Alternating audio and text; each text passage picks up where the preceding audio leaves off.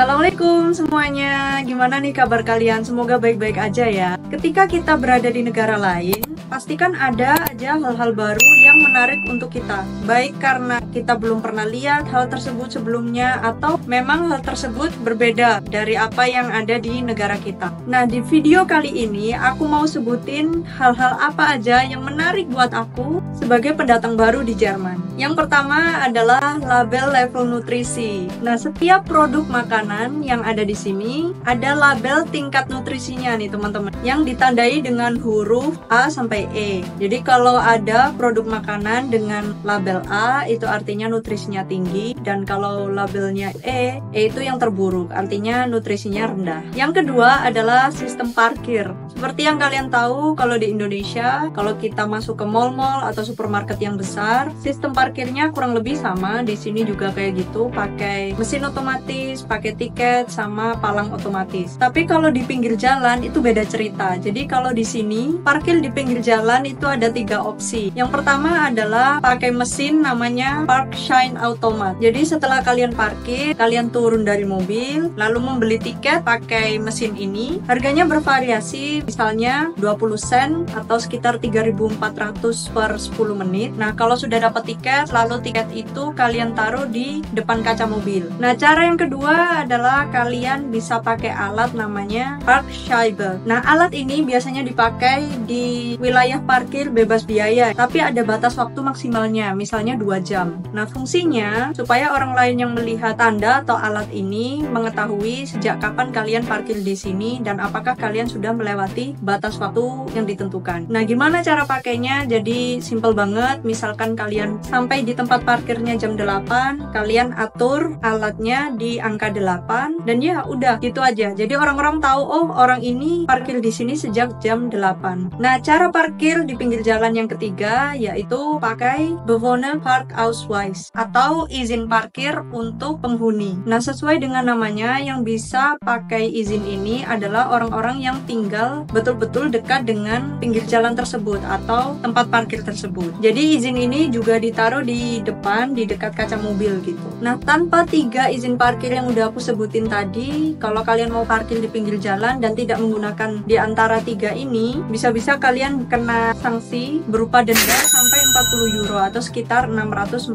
ribu rupiah. Nah, untuk yang selanjutnya kalian perlu berbahagia nih karena tinggal di Indonesia. Kenapa? Karena kalau kalian belanja entah ke pasar atau ke toko atau ke swalayan besar, akan selalu ada mbak-mbak atau mas-mas pegawai tokonya yang akan membantu kalian untuk ngepak semua belanjaan kalian. Kalau misalkan kalian belanja banyak, entah mereka yang memasukkan ke dalam kantong kresek atau mereka yang memasukkan di dalam kardus besar, bahkan kita bisa minta tolong mereka buat anterin belanjaan kita ke rumah gitu. Bisa minta tolong secara gratis gitu, mereka buat anterin ke rumah. Nah, itu tidak akan berlaku di Jerman teman-teman. Jadi pegawai tokonya cuma scan belanjaan kalian aja, dan selebihnya kalian angkut sendiri, bawa tas sendiri dari rumah, kalian masukin sendiri, mau banyak, mau berat, mau sembako, mau itu furniture. Bayangin, furniture itu berat banget, kayak kalian harus ngide sendiri gitu, bawanya ini gimana. Kalau kalian pakai jasa untuk antar ke rumah gitu ya, yang jelas kalian harus bayar. Jadi nggak ada mas-mas atau mbak-mbak yang bakal bantu kalian cara gratis gitu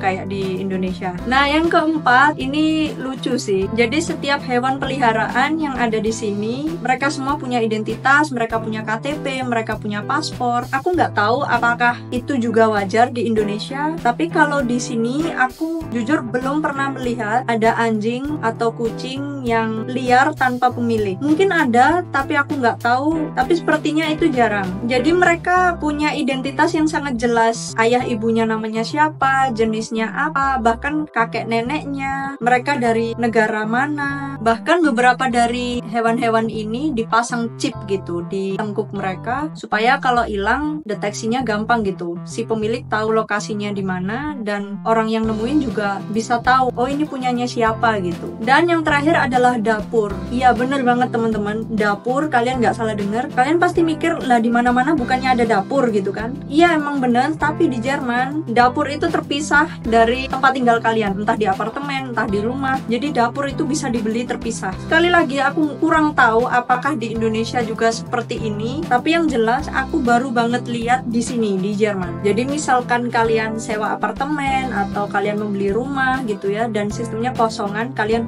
beli apartemen itu kosongan dalam keadaan nggak ada perabotnya, ya kalian harus beli satu set dapur itu sendiri, kalian pasang-pasang sendiri. Jadi kalau misalnya kalian mau pindah apartemen, bisa dibayangkan kalian punya dua pilihan, antara kalian jual dapur kalian yang udah terpasang itu ke pemilik baru apartemen karena kalian malas nyopotinnya kan, atau kalau kalian rajin, kalian bisa copot itu dapur dan pasang lagi ke tempat tinggal yang baru. Nah, sebenarnya masih banyak banget hal-hal baru yang menarik buat aku sebagai pendatang di Jerman. Kalau kalian mau aku bikin part 2-nya, silahkan komen di bawah, silahkan like, share, dan subscribe ke channel ini karena aku bakal bikin video setiap minggunya. Dan terima kasih banyak udah mampir, dan assalamualaikum.